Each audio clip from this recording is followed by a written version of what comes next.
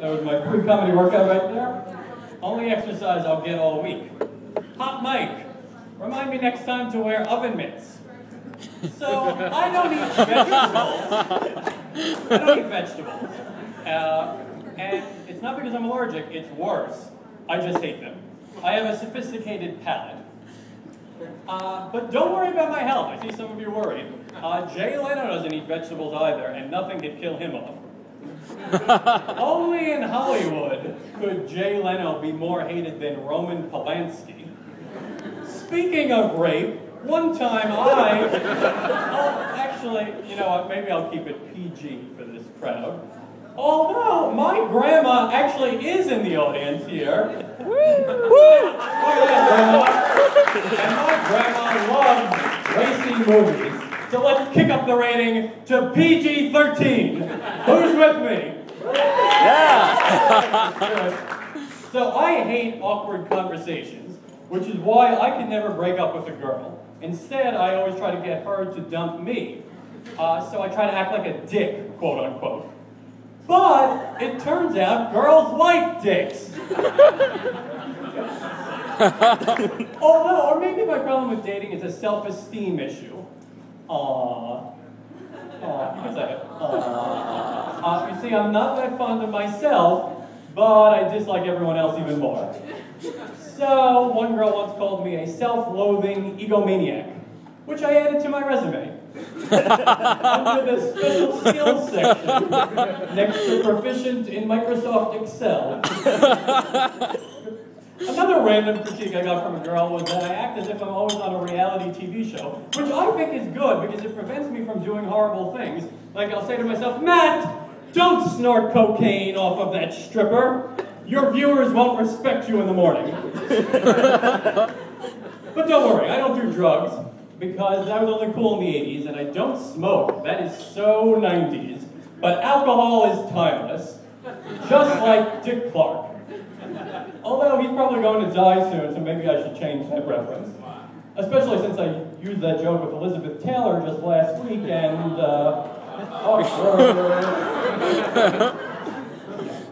sorry about that. Elizabeth, wherever you are. Let's have a toast to Elizabeth.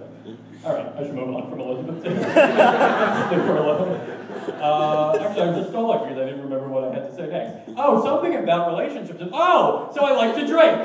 Thank you, me, for helping me out. Drinking is vital, especially to make first date conversation less torturous. You see, I hate that introductory BS. I hate listening to myself talk about me because I know everything about me and I get very bored listening. And I hate listening to a girl talk about her because I'm like, ew, why are you so self-involved? So I just have to get drunk.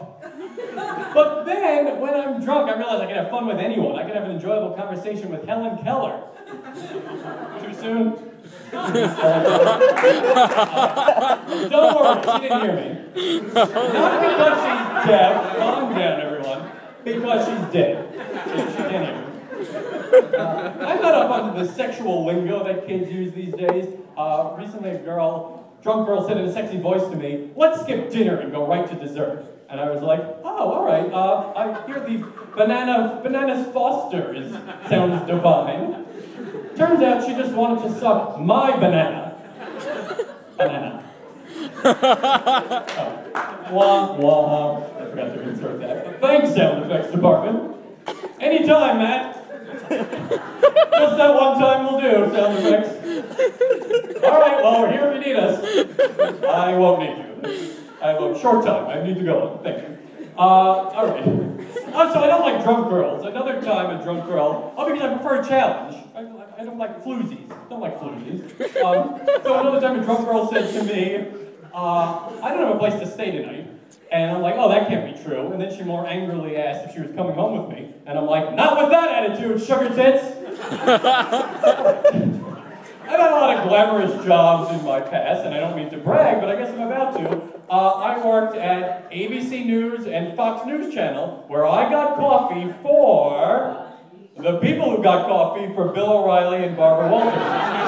And then I worked at a prestigious law firm where every day I had the thrill of fearing for my job as there were constant talks of layoffs. Then one day they finally fired all the cool, interesting people, and he kept only boring losers.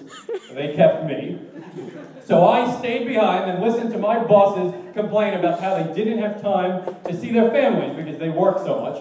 And I consoled them and said, don't worry, if you got home, you'd probably find your wife in bed with one of the lawyers we fired anyway. So everybody wins. But that's why I switched to the comedy world. And here I am, and I've been told that all that matters is if you open big, which is very different than other careers because, let's just say you're a heart surgeon, if you open big, you better close big too. Groan. All right, I apologize for that joke. That's being taken out to the woodshed to be shot dead. I hope you're happy. You know who's not happy?